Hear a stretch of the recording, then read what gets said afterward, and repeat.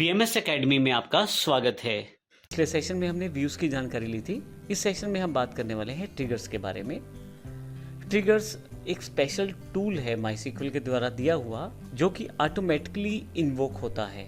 इसका अर्थ है कि ऑटोमेटिकली एग्जीक्यूट होता है।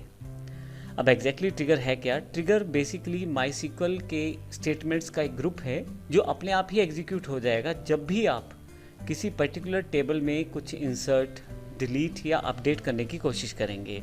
इसका अर्थ यह है कि अगर आप किसी एक टेबल में चेंज करने की कोशिश करेंगे तो उससे रिलेटेड अगर कोई ट्रिगर है तो ऑटोमेटिकली इन्वोक हो जाएगा, एग्जीक्यूट हो जाएगा और उसमें जो भी सेट ऑफ ऑपरेशंस दिए गए हैं वो एग्जीक्यूट हो जाएंगे। तो इसका अर्थ ये है कि कई बार हम लोग ऐसे ट्रिगर्स बना सकते हैं जो एक टेबल की कुछ चेंजेस पे दूसरे टेबल में जाके कुछ रिकॉर्ड को सेव कर दें। बाय डिफ़ॉल्ट आप एक टाइम में एक ट्रिगर बना सकते हैं।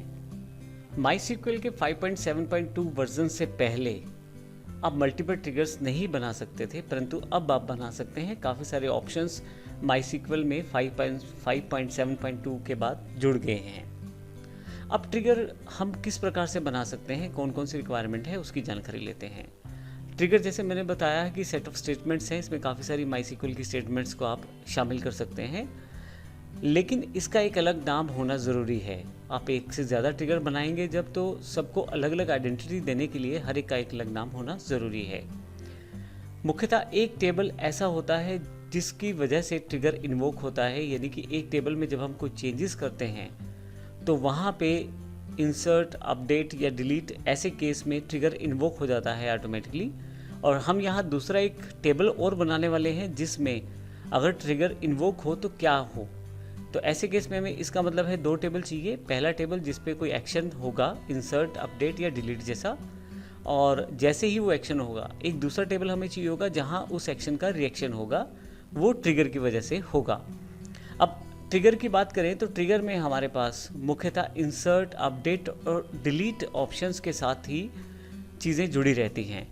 और क्या इंसर्ट, अपडेट, डिलीट से पहले ही कुछ करना है या बाद में करना है, ये भी आप स्पेसिफाई कर सकते हैं बिफोर या आफ्टर कीवर्ड के साथ। तो इस तरह से ट्रिगर को हम एक्शन में ला सकते हैं इन सब कीवर्ड्स का प्रयोग करते हुए, और इन सब कमांड से हम अपने ट्रिगर को बाइंड कर सकते हैं। इसका मतलब ये हुआ कि मान लीजिए आपके पास कोई टेबल है स्टूडेंट, और उसमें कुछ इंसर्ट अगर आप करते हैं तो क्या आप ट्रिगर को इन्वोक करना चाहते हैं इंसर्ट करने से पहले या बाद में? अगर आप पहले इंसर्ट करना चाहते हैं तो बिफोर इंसर्ट का प्रयोग करेंगे, और अगर आप बाद में ट्रिगर को इन्वोक करना चाहते हैं तो आफ्टर इंसर्ट का प्रयोग करेंगे।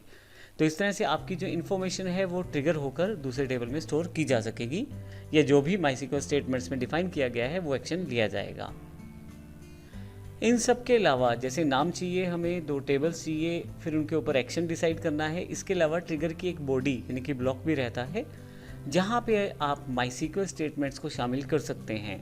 तो इस तरह से हम अपने ट्रिगर को क्रिएट कर सकते हैं। हालांकि इस सेशन में तो हमने एक इंट्रोडक्शन ली है ट्रिगर की थ्योरेटिकल पॉइंट ऑफ व्यू से।